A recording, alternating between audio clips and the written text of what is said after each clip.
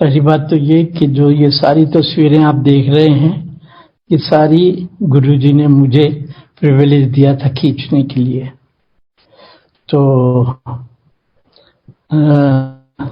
ऐसा था कि हमने जब गुरुजी के पास आना शुरू किया तो उनके वहाँ पे छोटे मंदिर में 2-3 तस्वीरें लगी हुई थी, तो जो इतनी खूबसूरत नहीं लग रही थी। तो मैंने कहा, गांधी ने मुझे कहा कि देखो रघुराय कि गुरुजी हमारे इतने शानदार इंसान और उनकी तस्वीरें अच्छी नहीं हैं, तो गुरुजी की तस्वीरें खींचनी। मैंने कहा बिल्कुल खींचे। तो हम गुरुजी के पास दोनों हाथ जोड़ के गए कि गुरुजी हमें अच्छी अच्छी तस्वीरें बनानी है। तो गुरुजी कहने लगे, हाँ हाँ जरूर बनाएंगे, ठीक है, 10 बताऊंगा। तो दसांगा तो बट इट डिडंट हैपन। तो फिर एक दफे हमने फिर से बात की। उन दिनों शाम को हम 7 बजे से लेकर 10 बजे तक गुरुजी को मिलते थे छोटे मंदिर में। तो इसी तरह बड़े हफ्ते बीत गए। तो एक दिन मुझे क्या सूझा, मैं घर से निकल रहा था गुरुजी के वहां आने के लिए, तो मैं घर से कैमरा उठा लाया। तो मैंने गुरुजी के चरणों को छुआ और कैमरा रख दिया। कहते हो तू कैमरा लेके आ गया? मैं कहा हाँ जी गुरुजी। कहते ठीक है खींच लो। So this is how we started and we did a beautiful book on Guruji. तो गुरुजी जो थे वो जितने भी गुरु आजकल मार्केट में हैं या सरकारी गुरु हैं या जो भी हैं, हमारे गुरुजी ऐसे नहीं थे। वो उनकी शक्ति जो थी वो शिव शक्ति थी और बड़े ही शक्तिमान थे। तो शुरू में तो जब मैं आया तो मैं पहले उनको बड़े एनालिटिकली देखता था, क्रिटिकली, क्योंकि मैं पत्रकार हूं और हमारी आदत होती है कि हर एक को बड़े क्रिटिकली एनालिटिकली देखना। तो देखते रहता था। तो एक दिन गुरुजी मुझे कहते हैं, ये रघुराय तो किंतु परंतु करना छोड़ दे। तो मुझे बड़ा अजीब लगा कि गुरुजी ने तो पकड़ लिया है। तो इस तरह से फिर गुरुजी के साथ हमारा प्रेम बढ़ने लगा, क्योंकि हमने ये देखा कि गुरुजी जिस पे नजर डाल देते थे और जिस पे फोकस कर देते थे, उसकी सारी दुनिया आगे पीछे उसके सामने ला के रख देते थे। और ऐसी भी संगत आती थी कि जो बोलते भी नहीं थे और जब गुरुजी की नजर पड़ जाए तो उनका कल्याण दूर तक कर देते थे।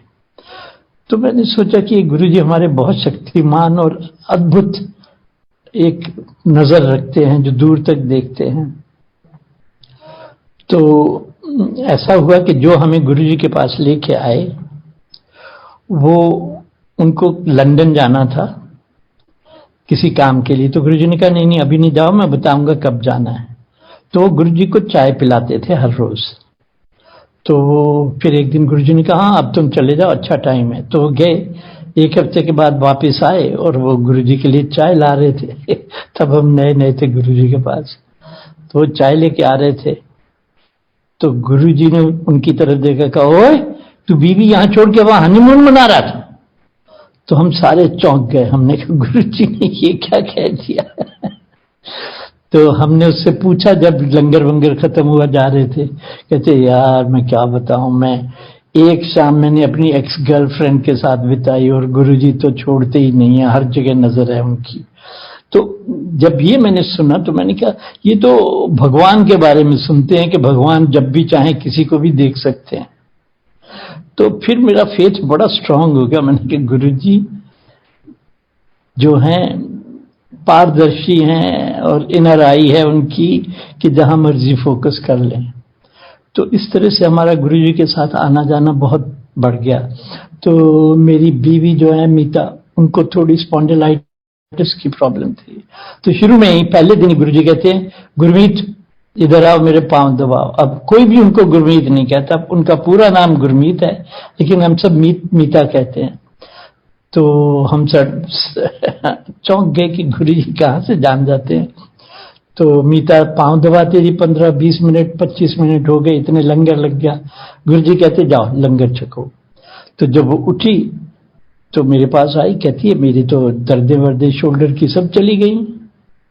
तो आप सोचते हैं कि आपने गुरुजी की सेवा की है, लेकिन गुरुजी आपके दुख हरण कर रहे हैं उस कनेक्शन से, when you are touching his feet और हिज शोल्डर और व्हाटएवर। तो इस तरह से बार बार गुरु जी का जादू चलता था। तो एक दिन मुझे कहने लगे चलो मेरे पाँव दबाओ। मैं पाँव दबा रहा था, और जो खराब बात मेरी ये है कि मुझे पाँव दबाने और हाथ दबाने का तरीका नहीं आता। तो मैं बड़ा झिझकता हूँ, क्योंकि अब गुरु जी के पाँव दबाने वाले और उनको मसाज देने वाले तो ऐसे कलाकार भी होंगे कई सारे जिनके हाथों में जादू हो। तो मुझे बड़ी तकलीफ होती थी, गुरु जी मुझे कहते हैं और मैं जानता नहीं हूँ। तो ऐसे मैं पाँव दबा रहा था, कोई बात ही नहीं हुई। उन्होंने कहा पाँव दबाओ, मैं पाँव दबा रहा हूँ। तो अपने आप बैठे बैठे मुझे कहते हैं कहाँ जा रहे हो? अब मैंने तो गुरु जी को कुछ नहीं कहा था कि कहाँ जा रहा हूँ या क्या हो रहा है। तो मैंने कहा गुरु जी बॉम्बे जा रहा हूँ। तो थोड़ी देर चुप रहने के बाद कहते हैं अच्छा क्या करने जा रहे हो? मैंने कहा गुरु जी मेरी फोटोग्राफ्स की एग्जीबिशन है। तो वो पहली बार थी जब मैं किसी कमर्शियल गैलरी के साथ फोटोग्राफ्स की एग्जीबिशन कर रहा था, जहां पे फोटोग्राफ्स की सेल भी होती है। तो मैं चरण दबा रहा था, तो करते करते बोलते हैं मुझे अच्छा जा पैसा नोट छाप। मैं कहा थैंक यू गुरु जी। तो मैं गया बॉम्बे, तो वापस आया तो कोई 150 नहीं 180 के करीब फोटोग्राफ्स बिक गई एडिशंस में। 50 पिक्चर्स थी, उनके एडिशन थे। तो 180 फोटोग्राफ, जो कि बहुत ही अनयूजुअल बात थी, और वो भी फोटोग्राफी में। तो जब मैं वापस आया तो गुरुजी के चरणों में मत्था टेकने आया, तो गुरुजी कहते हैं यार तू बड़े पैसे बनाया। मैंने कहा गुरुजी आपने आशीर्वाद दे के भेजा था, तो कौन रोक सकता है? कहते बैठ आ जा। इसी तरह गुरुजी की अजीब अजीब बातें थी। तो पर गुरुजी प्यार देते भी थे और प्यार के भूखे भी थे। तो एक दिन 31 दिसंबर की बात थी कि एम्पायर स्टेट में, जहां गुरुजी का छोटा मंदिर है, तो साथ ही उनके खोसला आंटी रहते थे, और खोसला आंटी का बेटा जो है सत्यशील, वो मेरा पुराना दोस्त है। तो 31 दिसंबर को मैं गुरुजी के चरणों में बैठा था। तो वो गुरुजी के पास आया, गुरुजी के चरण छुए कि गुरुजी आशीर्वाद लेने आया हूं। तो गुरुजी ने उनको ब्लेस किया। फिर कहते गुरुजी ये मेरा दोस्त आपके पास बैठा है आपके चरणों में, इसको भी भेज देना, आज पार्टी है। और फिर जाते वक्त मेरी तरफ देख के कहने लगा कि जरूर आना है, भूलना नहीं है। मैंने कहा ठीक है। तो मैं तो गुरुजी के चरणों में बैठा था आनंदित होके। तो आधे पौने घंटे के बाद गुरुजी ने मुझे कहा जा रघुराय पार्टी कर, क्या बिस्की शिस्की पी क्या जा। तो मैं कहा ठीक है गुरुजी। मैं उठ के पड़ा, तो मैं साथ ही तो था, दूसरा घर उनका था। तो मैं चला गया, तो वहां उनके घर में भीड़ लगी हुई थी, उनके मेहमानों की और दोस्तों की, और एकदम से खचाखच भरा हुआ। और कहाँ गुरुजी के चरणों में ताजगी में मैं बैठा था। तो मेरे दोस्त ने मेरे लिए एक छोटा ड्रिंक डाला, और मैं ड्रिंक जो है 10-12 मिनट में मैंने खत्म कर लिया। छोटा सा था, और मुझे किसी से कोई कनेक्शन नहीं बन रहा था किसी के साथ भी, तो मैं बोर हो रहा था। तो मैंने कहा अरे छोड़ो ना यार। तो मैं छोड़ा, और वहां से 20-25 मिनट में वापस आया। तो जब मैं अंदर आ रहा था तो गुरुजी ने मुझे दूर से देखा। गुरुजी का चेहरा प्यार से खिल गया, और बोलते ओए तू वापस आ गया, तेरा वहां जी नहीं लगा। मैंने कहा गुरुजी आप इतने पास बैठे और मैं वहां पार्टी करूं, ऐसे कैसे हो सकता है? तो मतलब उस वक्त गुरुजी की आंखों में इतना प्यार था कि देखो ये पार्टी छोड़ के वो मेरे चरणों में बैठने आया है। तो जब गुरु प्यार देता है तो उसको भी प्यार की ही आवश्यकता होती है, ताकि उस प्यार में मल्टीप्लिकेशन हो।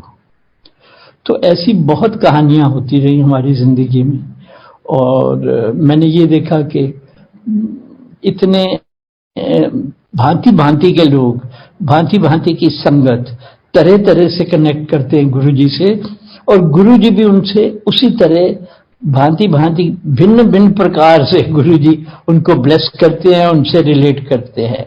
पर जो मेरी जो सबसे कीमती कहानी है, दो हैं। एक तो ये कि जब गुरुजी चले गए तो हम काफी दिल में दुख उठता था कि गुरुजी नहीं है हमारे सामने। हालांकि जब एम्पायर स्टेट जाते थे या बड़े मंदिर आते थे तो हमें कमी नहीं लगती थी, लेकिन फिर भी उनकी प्रेजेंस जब हमने देखी है, उनके चरण छुए हैं, तो हमें अजीब लगता था। तो एक दिन हम संडे के दिन फार्म पे बैठे थे, सर्दियों के दिन थे, तो मीता आंटी भी और उनकी बहन, हमारे बच्चे सारे बैठे हैं। तो कोई 12-1 बजे का टाइम था और हम बड़े लोग जो थे, हमारे हाथ में वाइन के ग्लास थे। तो संडे का दिन था, हम वाइन पी रहे थे। तो नीता मुझे पूछने लगी कि देखा ना, बड़े दिन हो गए ना, गुरुजी के साथ कोई भी कनेक्शन, कोई भी वार्तालाप नहीं है। तो मैंने कहा कि ये तो कोई हमारे बस की बात नहीं है, जब गुरुजी करें तो करें, हम कैसे कनेक्ट करें। तो मैंने इतना कहा तो एक बटरफ्लाई आए, तो मेरे चक्कर काटने लगी बिल्कुल मेरे सिर के पास पास। तो जब 1, 2, 3, 4 इस तरह से कई चक्कर काटने लगी, तो मैंने कहा लो गुरुजी आ गए। तो चक्कर ही काटती गई बटरफ्लाई मेरे।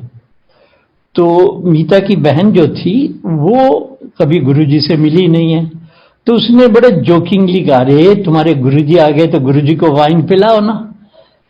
तो उसने इतना कहा, मैं हाथ में गिलास पकड़े हुए हूं, तो जो बटरफ्लाई थी वो ग्लास के किनारे पे आके बैठ गई, लेकिन वाइन जो थी कोई 2-3 इंच नीचे थी उससे, किनारे से। तो वो बैठी है। मैंने कहा ले गुरुजी आ गए वाइन के लिए। तो वो फिर मजाक करती, कहती अरे वाइन तो नीचे है। तो वो बटरफ्लाई नीचे गई ग्लास के अंदर, वाइन को टच किया और फिर मेरे चक्कर काटने लगी। तो पुरवई मेरी बेटी, जो सबसे छोटी बेटी है, वो कोई 5-6 फुट दूर बैठी थी।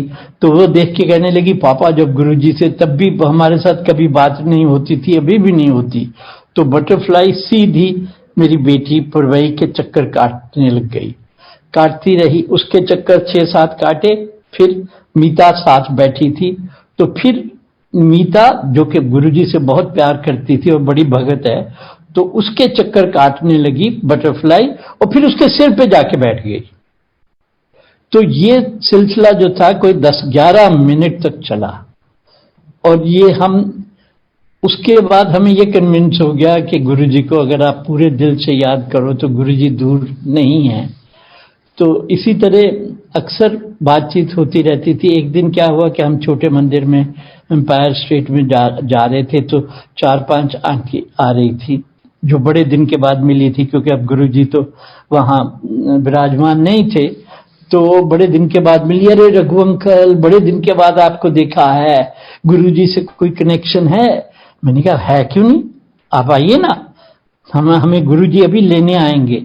तो मैं उनके साथ वॉक किया गेट तक, गुरुजी के गेट के पास में जाके रुक गया। मैंने कहा अभी गुरुजी हमें लेने आएंगे। मैंने ये स्पॉन्टेनियसली मेरे मुंह से निकल गया, क्योंकि अक्सर मैंने जब गुरुजी से तो ये फील करते थे कि कई दफे हम वहां गेट पे पहुंचते थे, गुरुजी की महक आती थी, जैसे गुरुजी हमें रिसीव करने आए हैं, अंदर ले जाएंगे। तो मैंने कहा नहीं, गुरुजी अभी आएंगे। तो हम सारे आंटी और मैं, हम हाथ जोड़ के आंखें बंद करके खड़े हुए ही थे कि गुरुजी की फ्रेग्रेंस ही फ्रेग्रेंस हो। आंटीज तो पागल हो गई कि तुमने तो कमाल कर दी। तो ऐसी तो इतनी कहानियां हैं कि पूछिए नहीं, जिनका कोई अंत नहीं है। लेकिन जो अभी रिसेंट कहानी थी लास्ट ईयर, कि मुझे पेरिस से फोन आता है कि भाई हम दुनिया का सबसे बड़ा अवार्ड देने जा रहे हैं फोटोग्राफी में, और हमने 16 फोटोग्राफर लिस्ट किए हैं दुनिया भर से, तो उसमें आपका भी नाम है। मैंने कहा थैंक यू वेरी मच। तो फिर कहने लगे कि अगर आप को पूरा नॉमिनेशन मिल गया तो आप एक्सेप्ट करेंगे। तो मैंने कहा हाँ क्यों नहीं करूंगा।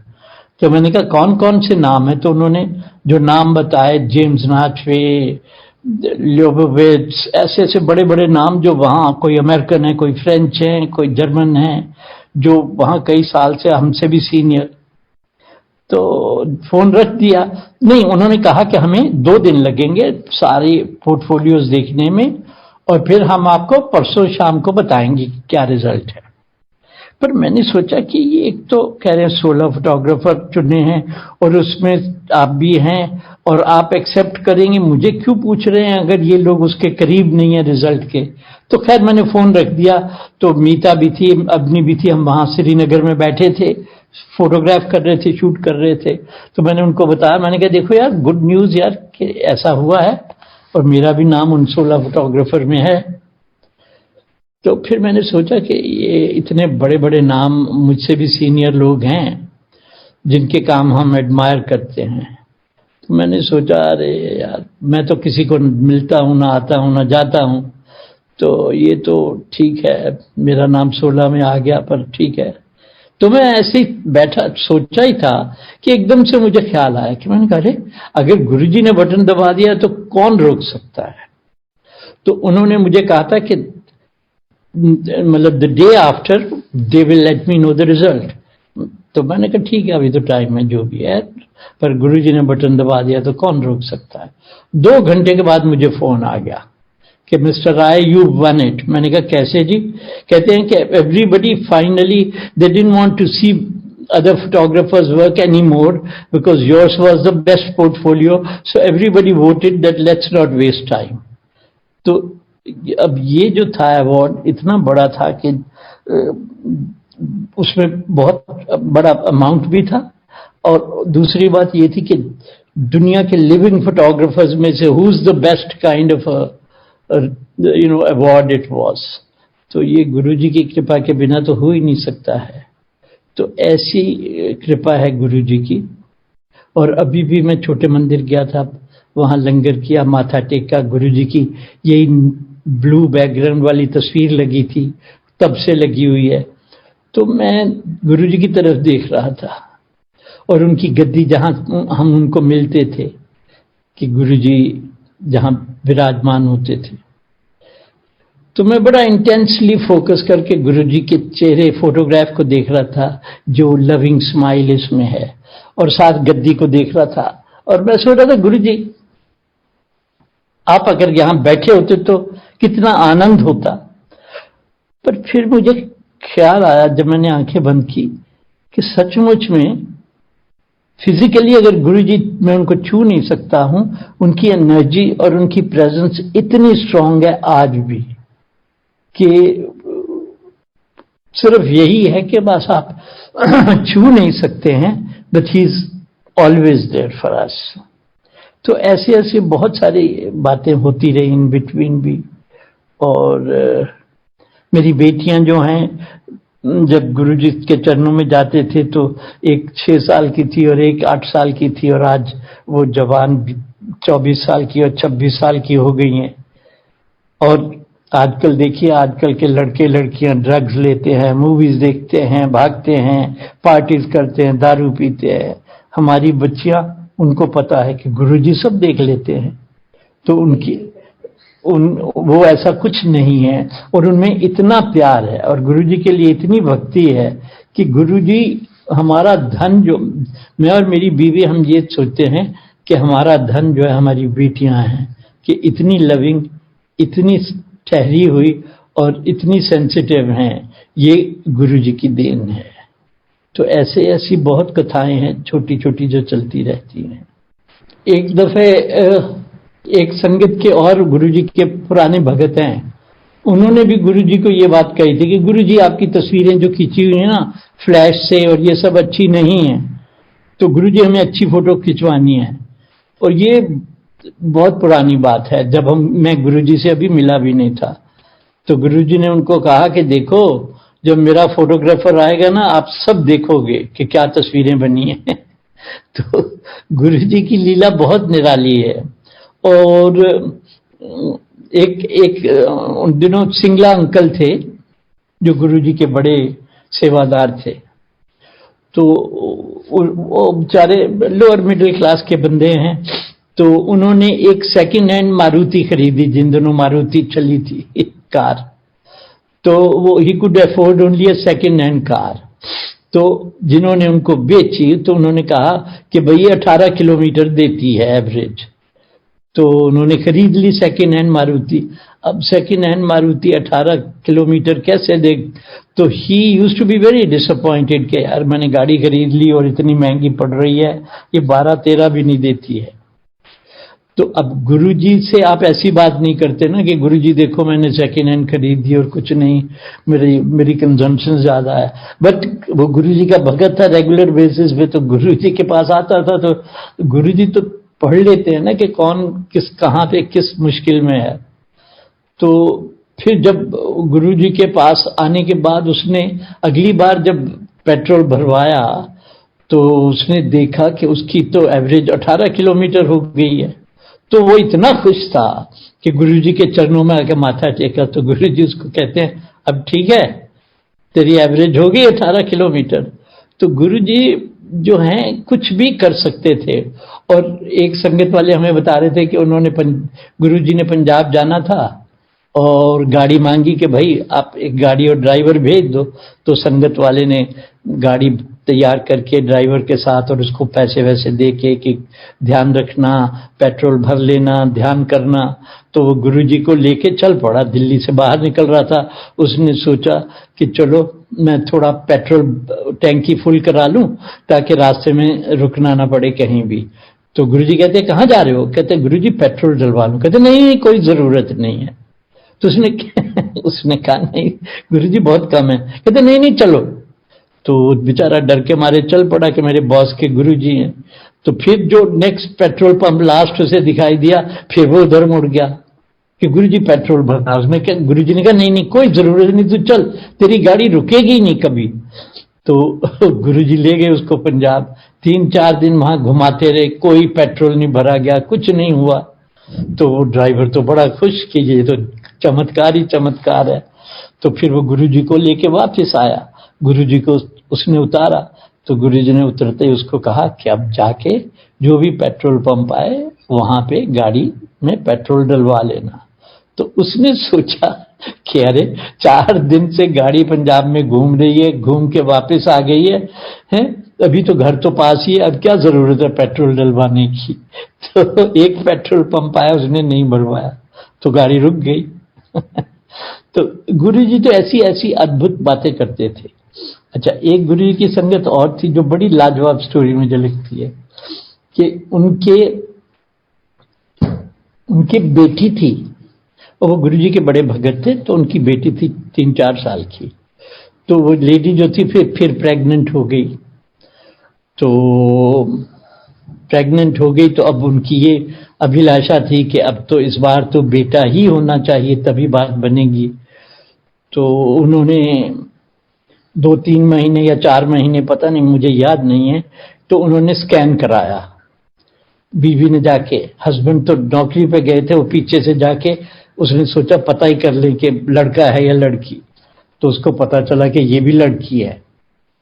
तो जब उसके हस्बैंड आए तो उसने बताया कि भाई ये भी लड़की है। तो उनके पति ने कहा कि भाई क्या जरूरत थी तुम्हें ये सब करने की, क्योंकि ये तो उसकी देन है, नेचर की देन है जो हम बदल नहीं सकते, और तुमने क्यों ऐसे किया, अब ऐसे ही परेशान होकर बैठी हो बेटा नहीं है। तो खैर अब ऐसी बातें भी आप गुरु से अपने से नहीं करते कि देखो जी मेरी दूसरी बेटी आ रही है, because nobody can think that your Guru can change the gender. तो ये चलता रहा। पर गुरुजी जो हैं वो अंतरात्मा और सारे अंदर तक जानते हैं कि कौन कहाँ पे क्या है और क्यों ऐसा सोच रहा है, कैसा जी रहा है, या क्या उनके सुख हैं, क्या उनके दुख हैं। पर जब डिलीवरी हुई तो वो लड़का हुआ तो वो इतने एक्साइटेड हुए कि गुरुजी के चरणों में आए बच्चे को लेके। तो गुरुजी ने दूर से कहा कि भाई अब तो ठीक है, दूसरा लड़का हो गया, पहली लड़की अब दूसरा लड़का। तो गुरुजी बताते भी नहीं कि कहां पे वो क्या करने वाले हैं।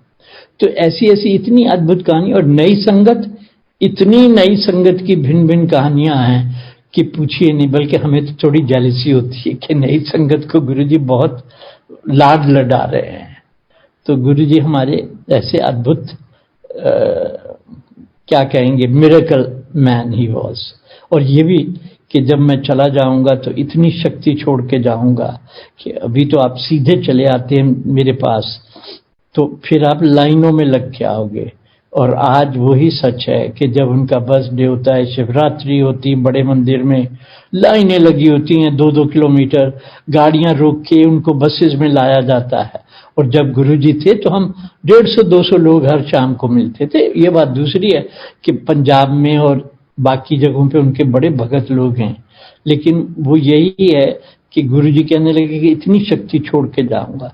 तो मैं ये भी सोच रहा था कि ऐसी क्या बात है। तो ये समझ में आया कि जब गुरुजी मतलब ह्यूमन फॉर्म में थे तो किसी का दुख निवारण करते थे तो उनके थ्रू जाता था, किसी को ब्लेस करते थे तो गुरुजी को खुद को फिजिकल प्राइस देनी पड़ती थी। अब जब वो ह्यूमन बॉडी में नहीं है तो उनकी एनर्जी और जो शक्ति छोड़ गए हैं वो इतनी पावरफुल है कि वो जो है उस कोई भी जो ईमानदारी से, प्योरिटी से वहां दिल लगाता है तो बहुत, देखिए इतनी जो संगत बढ़ गई है, हम सभी लालची मतलबी लोग हैं और इसीलिए जाते हैं कि गुरुजी का आशीर्वाद मिल जाए, हमारा ये काम हो जाए, हमारा वो काम हो जाए। तो इस तरह से संगत जो है इतनी बढ़ गई है इसलिए कि सबको वहां शक्ति और वहां पे उनको ब्लेसिंग्स मिलती हैं और उनके कल्याण होते हैं। हाँ, मुझे एक बात और याद आ गई कि जब हम छोटे मंदिर में एम्पायर स्टेट में मिलते थे तो कभी कभी वो हमें कुछ 8-10 लोगों को कहते थे, अरे बैठ जाओ, अब क्या घर जाना, मेरे पास ही बैठो। तो एक दिन इसी तरह वहां बैठे बैठे 12 बज गए, तो फिर बैठे बैठे कहते चलो बड़े मंदिर चलते हैं। तो मीता को कहते हैं चलो तुम्हारी गाड़ी में चलते हैं। तो गुरुजी मीता के साथ आगे बैठ गए, हम पीछे बैठे थे, मेनका गांधी भी हमारे साथ थी। तो मीता ने जल्दी से जब गुरुजी बैठे तो कीर्तन लगा दिया। तो गुरुजी कहते हैं अरे अब भगवान, रात हो गई, आधी रात हो गई, भगवान को भी सोने दो, छोड़ो ना, कुछ और लगाओ। फिर हमने पंजाबी गीत लगाए। तो फिर हम वहां गए, गुरुजी हमें बड़े मंदिर ले गए। तो ये मैंने कहा तो चली गई घंटे भर में, पर हम बैठे गुरुजी के साथ। तो फिर गुरुजी क्या करते थे, कभी कड़ा प्रसाद आ रहा है, कभी बर्फियां आ रही हैं, कभी कुछ आ रहा है, और इतना खिलाते पिलाते थे और इतना लाड लडाते थे कि पूछो ही नहीं। तो वहां बड़े मंदिर में तो हम कोई 6-7 लोग थे और गुरुजी थे। तो गुरुजी तब बड़े इनफॉर्मल हो जाते हैं, तो वहां पे गुरुजी नीचे कारपेट पे बैठ गए हमारे साथ। तो मीता और 2-3 लेडीज थोड़ा दूर बैठी थी, तो मैं गुरुजी के पास बैठा था। तो अब सुबह के 5 बज गए हैं बैठे बैठे। अब मेरी तो नींद के मारे बुरी हालत हो रही थी। तो मैंने कहा क्या करें यार, नींद बड़ी आ रही है और गुरुजी इतने प्यार से बिठाए हुए हैं। तो मैं ऐसे ही सोचा, हिंट मारते हैं गुरुजी को। मैंने कहा गुरुजी आप कब सोते हैं? तो गुरुजी कहते ले कहा, मैं सोता ही नहीं था, खाता भी नहीं था, कभी थोड़ा बहुत खा लिया, कभी सो गए। अब जब से आप लोगों से मिलने लगा हूं तो मैं खा भी लेता हूं, सो भी लेता हूं। तो मैंने कहा मारे गए गुरुजी, तो मेरा हिंट ही नहीं पकड़े कि हमें नींद आ रही है। तो मतलब इस तरह से था कि गुरुजी लेटे हुए, मैं 2 फीट भी दूर नहीं था, उनके पास बैठा था। तो गुरुजी बड़े प्यार में आराम में थे लेटे हुए और मैं पास बैठा हूं। और गुरुजी जब ऐसे संगत चली जाती है तो अपना ट्राउजर और बुशर्ट में बदल लेते थे। तो बुशर्ट पहनी हुई थी, गर्मियों के दिन थे, तो वो नीचे ऐसे लेटे हुए हैं कारपेट पे, मैं बिल्कुल उनके पास बैठा हूं। तो मैंने कहा गुरुजी जब इतना प्यार और इतनी कम्युनिकेशन कर रहे हैं, तो मैंने सोचा, मैंने कहा गुरुजी एक बात बताइए। कहते हाँ। मैंने कहा गुरुजी ये महक कहाँ से आती है आपकी रोजेस की? तो गुरुजी लेटे हुए थे और उन्होंने अपनी बुशर्ट उठाई और अपनी नेवल, अपनी नाभि की तरफ इशारा किया कि यहां से आती है। तो मैं एकदम से, मैं तो पास ही बैठा था, तो मैं एकदम से झुका और इतनी महक कि मैंने गुरुजी की नेवल झट से चूम ली। तो मैं तो धन्य हो गया और इतना आनंदित हुआ कि पूछिए नहीं। तो ऐसी ऐसी बड़ी बड़ी कहानियां और घटनाएं हैं। लेकिन एक बात तो है कि जो मैंने पहले भी कहा कि गुरु के साथ प्रेम बहुत आवश्यक है, और आप करते हैं तो गुरु भी करता है, और अगर आप उनको प्रेम देते हैं तो वो भी प्रेम अब उनको भी चाहिए, गुरुओं को भी, वो भी उनको भी सींचने की जरूरत है जैसे वो हमें सींचते हैं। तो ये जो बात है बड़ी कीमती है कि ये हम ये ना सोचे कि वो ही हमें सब कुछ देंगे, हम तो छोटे हैं, हम तो कुछ भी नहीं है, ऐसा नहीं है। ये टू वे ट्रैफिक है, और जब टू वे ट्रैफिक बनता है तो कम्युनिकेशन और रिचनेस जो है जीने की बहुत बढ़ती है।